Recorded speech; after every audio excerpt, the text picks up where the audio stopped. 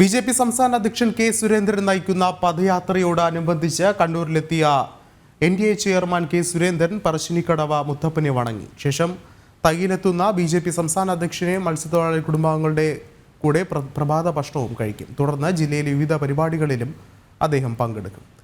കൂടുതൽ വിവരങ്ങളുമായി അർജുൻ ചേർന്നുണ്ട്. അർജുൻ എങ്ങനെ നോക്കിക്കാണാം?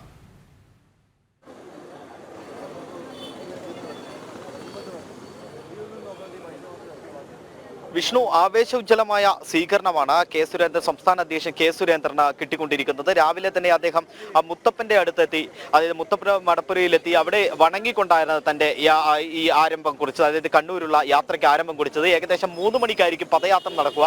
അതിനു മുമ്പ് തന്നെ വിവിധ പരിപാടികളിൽ അദ്ദേഹം പങ്കെടുക്കും. ഇപ്പോൾ നമ്മൾ നിൽക്കുന്നത് തയ്യിലാണ്.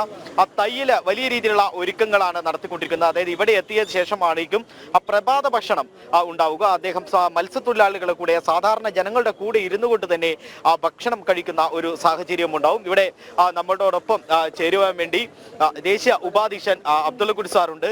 സാറേ, എങ്ങനെയാണ് യാത്ര? വലിയ രീതിയിൽ മുന്നോട്ട് പോകാൻ എങ്ങനെയുണ്ട് സ്വീകാര്യതയൊക്കെ യാത്രയിൽ? കെ സുരേന്ദ്രൻ നയിക്കുന്ന പദയാത്ര ഇന്ന് കണ്ണൂരിലെത്തിയാണ്. തയ്യില് ദേവയാനി എന്ന് പറയുന്ന ഒരു മത്സ്യത്തൊഴിലാളിയുടെ വീട്ടിൽ നിന്ന്, ഷൺമുഖൻ എന്ന് പറയുന്ന മത്സ്യത്തൊഴിലാളിയുടെ വീട്ടിൽ നിന്ന്, ദേവയാനിയുടെ വീട്ടിൽ നിന്ന് പ്രാതൽ കഴിച്ചുകൊണ്ടാണ് ഇന്നത്തെ പര്യടനം ആരംഭിക്കുന്നത്. അതിനുശേഷം പള്ളിക്കുന്നിൽ നരേന്ദ്രമോദിയുടെ ഗവൺമെൻറ്റിൻ്റെ ആനുകൂല്യങ്ങൾ കിട്ടിയിട്ടുള്ള ഗുണഭോക്താക്കളുമായിട്ടുള്ള സംവാദം. അതിനുശേഷം നമ്മുടെ സമൂഹത്തിലെ വ്യാവസായിക വാണിജ്യ രംഗത്തും സാംസ്കാരിക രംഗത്തും അതുപോലെ തന്നെ മത മേലധ്യക്ഷന്മാരെല്ലാം കൂടിയുള്ള ഒരു ചെറിയൊരു കൂട്ടായ്മ. അതിനുശേഷം വൈകിട്ടാണ് കണ്ണൂർ കലക്ട്രേറ്റ് മൈതാനിയിൽ ഉദ്ഘാടന സമ്മേളനവും. അതിൽ സുരേഷ് ഗോപി പങ്കെടുക്കും. അതിനുശേഷം കണ്ണൂർ നഗരത്തെ വലയം വെച്ച് ജാഥ പുതിയതൊരിലേക്ക് പോകുന്നു. ആയിരക്കണക്കിന് ആളുകൾ ഈ ജാഥയിൽ പങ്കെടുക്കും എന്നാണ് സംഘാടകർ ഞങ്ങൾ പ്രതീക്ഷിക്കുന്നത്. ഈ ജാഥ കാസർഗോഡ് നിന്ന് പുറപ്പെട്ടതിന് ശേഷം വലിയ ആവേശമാണ്, പ്രത്യേകിച്ച് ബി.ജെ.പി. പ്രവർത്തകർക്കിടയിൽ, ദേശീയ ജനാധിപത്യ സഖ്യത്തിൻ്റെ പ്രവർത്തകർക്കും നേതാക്കൾക്കും ഇടയിൽ വലിയ ആവേശമാണ്. ഈ ജാഥയുടെ മുദ്രാവാക്യം മോദിയുടെ ഗ്യാരണ്ടിയിൽ പുതിയ കേരളം എന്നുള്ളതാണ്. ഇന്നത്തെ കേരളത്തിൻ്റെ സ്ഥിതി കഷ്ടമാണ്. കടക്കണി മാത്രമല്ല, ഇവിടെ വിദ്യാഭ്യാസ മേഖല പ്രതിസന്ധിയിലായി. കുട്ടികൾ വിദേശത്തേക്ക് പോയിക്കൊണ്ടിരിക്കുന്നു. അതുപോലെ തന്നെ വ്യവസായശാലകൾ അടച്ചുപൂട്ടി മറ്റ് സംസ്ഥാനങ്ങളിലേക്ക് ചേക്കേറുന്നു. കാർഷിക മേഖലയിൽ മുരടിപ്പാണ്.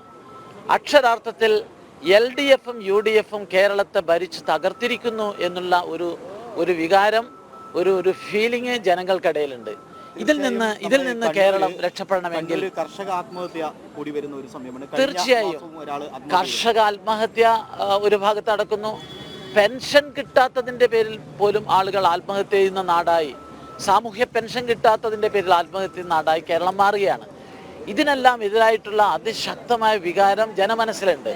അപ്പം ജനങ്ങളുടെ മനസ്സിൽ ഇപ്പോൾ ഉയർന്നു വരുന്നൊരു വികാരം LDFനും UDFനും എതിരായിട്ടൊരു ബദൽ ശക്തി. അതാണ് മോദിയുടെ നേതൃത്വത്തിലുള്ള ഒരു ശക്തി. ആ ശക്തിക്ക് ആ ശക്തിയുടെ മുന്നേറ്റത്തിന് ഒരു വലിയ ശക്തിയും പ്രചോദനമാകും NDA ചെയർമാൻ കെ സുരേന്ദ്രൻ നയിക്കുന്ന ഈ ജാഥ എന്ന പ്രതീക്ഷയാണ് ഞങ്ങൾക്ക് പങ്കുവെക്കാനുള്ളത്. തീർച്ചയായും ഇത്തരത്തിലുള്ള പ്രതീക്ഷയാണ് ഇവിടെയുള്ള സാധാരണ ജനങ്ങൾക്കടക്കമുള്ളത്. അതായത് LDF UDF ഉള്ള ആളുകൾ അടക്കം ഭരിച്ചുകൊണ്ട് കേരളം കട്ടുമുടിക്കുകയും പിന്നീട് കർഷകർക്കടക്കം ഇവിടെ ജീവിക്കാൻ കഴിയാത്ത ഒരു സ്ഥിതിവിശേഷമുണ്ട്. കഴിഞ്ഞ മാസമാണ് ഒരു കർഷകൻ ഇവിടെ ആത്മഹത്യ ചെയ്യുന്ന ഒരു സ്ഥിതിവിശേഷം ഉണ്ടാകുന്നത്. അതായത് കണ്ണൂരിൽ ആത്മഹത്യ ചെയ്യുന്ന ഒരു സ്ഥിതിവിശേഷം ഉണ്ടാകുന്നത്.